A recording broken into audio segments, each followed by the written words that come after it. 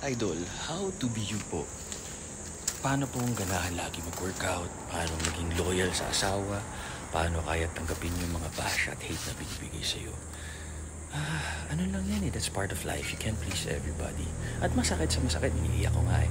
Ang maganda, huwag mong kingkimin, ilabas mo. And what doesn't kill you makes you stronger. Kumbaga, learn from it, take it constructively, and then just always give your best, and God will do the rest.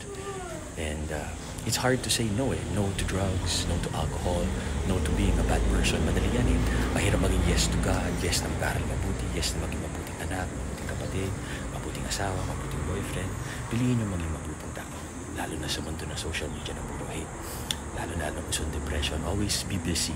Lagi tayong matuto, have an open mind, at huwag tayong mag-judge. Intindihin natin, there's always two sides in the story. Tsaka baka hindi mo nakikita yung buong picture. Tama kayo, mali, I'm not your doctor. Do what works for you. Happy, healthy guys. God bless.